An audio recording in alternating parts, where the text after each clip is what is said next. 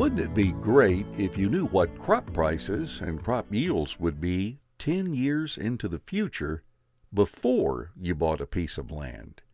A farmer could make a nice living if that was predictable. But the fact is, we can't predict crop prices or crop yields. And that's one reason IQ Wealth Calculators created this calculator for farmers. Hi, I'm Bob from Kansas, and I made this short video to help farmers who are thinking of buying their next piece of ground know how to use FarmlandROR. This farmland rate of return calculator can help you evaluate your projected rate of return even with unknown variables such as crop prices and yields. I'm not going to go into deep detail in this video, but for now, I'm primarily going to talk about a feature in this calculator called the rate of return matrix. The rate of return matrix was created as a solution for farmers to be able to compare rates of return on farmland by doing a sensitivity analysis around crop prices and production rates.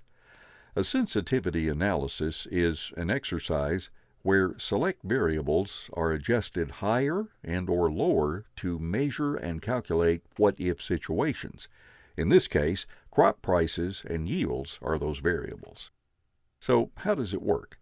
To start out, you'll need to project and enter information related to the purchase or acquisition of the land, your expected income and expenses, and the sale or disposition of the property.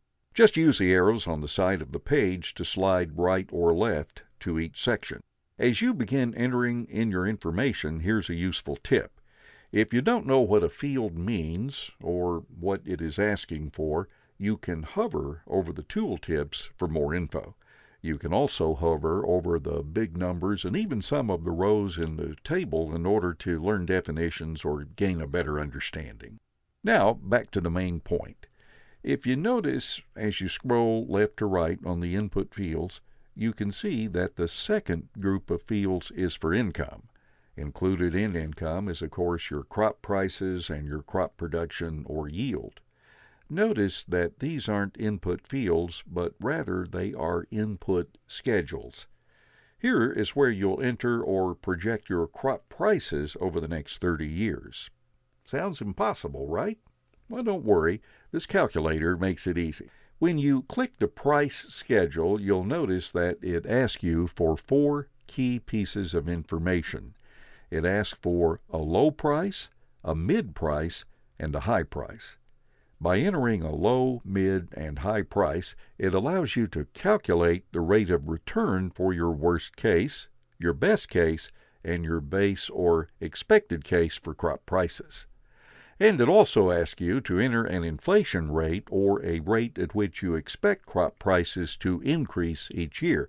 If you don't want to enter an inflation rate, change the field to 0. And if you want to enter your price projections manually, you can do that also by clicking directly into the field and entering your data manually. And don't forget about the copy down option in each field. With one click of the button, your data copies down the entire column. And it's pretty much that simple, folks. Next, we'll look at the production schedule. You'll find no surprise here. It works exactly the same way. Just enter your low, mid, and high projected production rates, and the calculator will do the rest. Now, as we exit out of that schedule, the field right beside that is the number of farmable acres. This is how our revenue will be determined by taking crop prices times the number of units produced per acre times the number of acres. Now you may be thinking, great, so how does me entering this information become useful? Well, first, if you enter that information as well as your acquisition info, your expenses, and your disposition info, you'll get these 4 important numbers that are calculated here. Again, if you don't know what these numbers mean, use the tooltips to learn. In addition, you'll also get this simplified income statement, balance sheet, and cash flow statement in this table below, which projects out to 30 years. Not to mention, it also calculates your internal rate return out to 30 years. All of that information is extremely useful, and I'm glad it's there, but remember, I want to tell you about the rate of return matrix, and that is what we find when we click this button here. At first glance, you may be wondering what all these numbers mean, but what the rate of return matrix does is it takes your low, your mid, and your high price and production projections and creates exactly what it's called a rate of return matrix.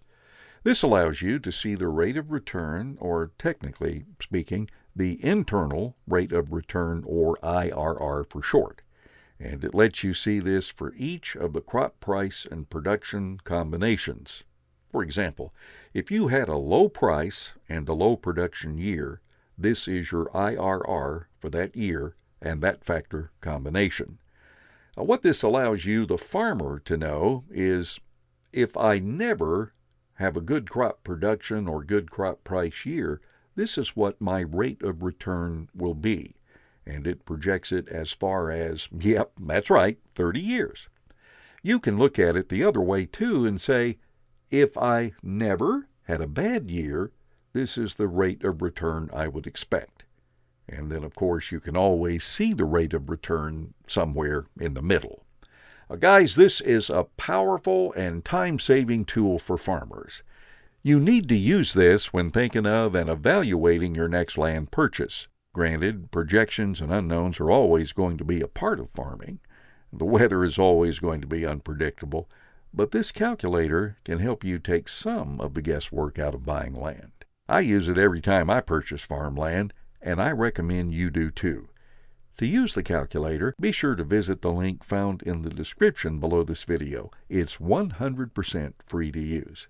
And as always, read the terms and conditions before using any website. I wish everyone much success in their agricultural ventures. This is Bob, signing off.